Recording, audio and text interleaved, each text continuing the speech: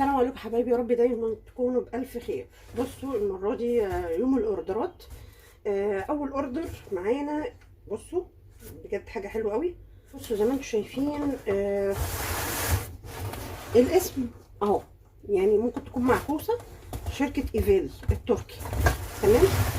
طبعا دي الشركة دي من على الفيسبوك، وانا بقى قلت ايه نجربها. وفي حاجات فعلا كنت انا محتاجاها، فعشان كده قلت ايه اجيبها. تمام.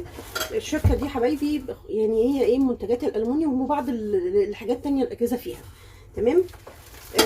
لسه جايين يعني دوبك، بس فتحتها عشان اراجع على الحاجات اللي انا جبتها. تمام. انما الحاجه لسه في كيسها. دي مقلايه عميقه زي ما انتم شايفين اهي، مقاس 28، بس بجد يعني تقيله وحلوه. اليد استانلس من هنا، وليها مقبض برضو من هنا. حاجه بجد فخمه جدا. كانوا كاتبين هنا صنع في مصر. هو اسمها ايفال التركي، ده تقريبا ده اسم ولا مش عارفه ايه النظام. هو مكتوب هنا فرز اول ومقاس 28.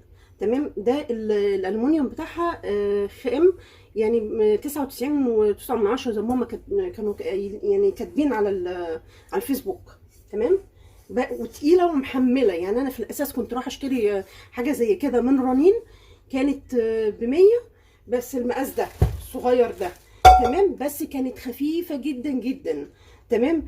بس انا يعني خدت كلمه اختي نزود، وانا كنت عايزه يعني اي حاجه كده كلشن كان.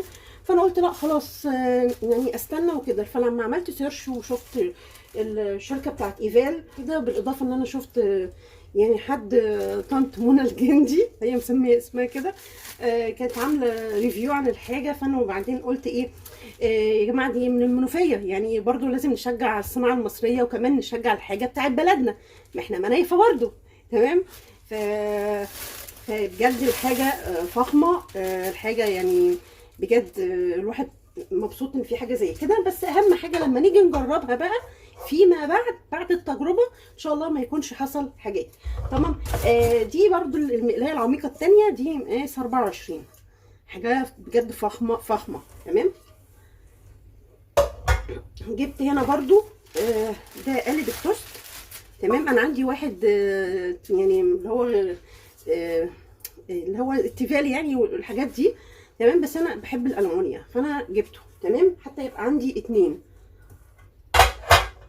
وجبت كمان بصوا بقى المقلايات اللي هي بتاعت الطشه.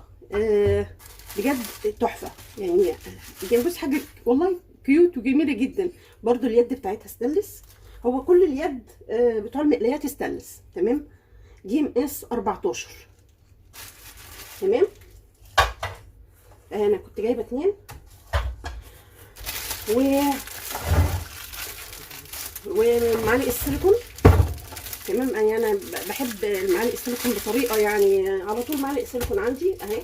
تمام. هم يعني مش متخصصين بس في الالومنيا، لا، في بعض الحاجات. تدخلوا على الصفحه بتاعتهم على الفيسبوك، شركه ايفال. تمام. اذا كان بالعربي ولا بالانجلش. يعني ايه هو تتصفحوها كده وهتلاقوا في حاجات حلوه جدا. جبت مضرب يعني بجد سعره تحفه. تمام. انا هرجع لكم على الاسعار، او بجد انتوا لو دخلتوا اساسا، لان ممكن اقول اسعار دلوقتي ممكن يكون في قبل وبعد الخصم، او الخصومات اتشالت، لان هم بيبقوا عاملين تايم معين. او برضو خامه ممتازه واليد بتاعته تحفه. تمام. معانا هنا المباشر. شفتها يعني مجرد بس لما انا كنت بشيك عليها وانا بشوف الحاجه، بجد حاجه روعه وفخمه. اليد هنا لون اسود، واليد محمله حلو بجد تستاهل يعني. جبت برضو 2. ده كان الاوردر بتاعي. نظام بقى التعامل، اذا كان لما انت بتعمل الاوردر بيتواصلوا معاك، المندوب بيتواصل معاك. الحاجه بجد ما خدتش تقريبا يومين 2 والحاجه جت، بالرغم ان هي جايه من المنوفيه، بس يومين 2 والحاجه كانت عندي. يعني تقريبا اول امبارح بالليل الفجر لقيت اللي عملت الاوردر النهارده جالي. تمام. بجد وغير ان هم متابعيني، فبجد احسن تعامل. وان شاء الله تكون افضل شركه واحسن شركه، واجرب برضو الالومنيا اشوفها اخبارها ايه. تمام.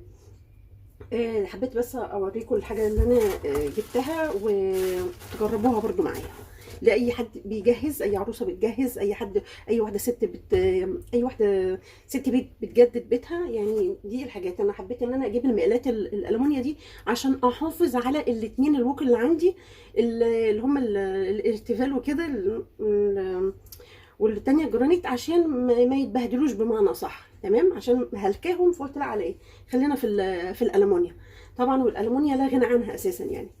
تمام. شوفوا الصفحة، وان شاء الله بالتوفيق. السلام عليكم.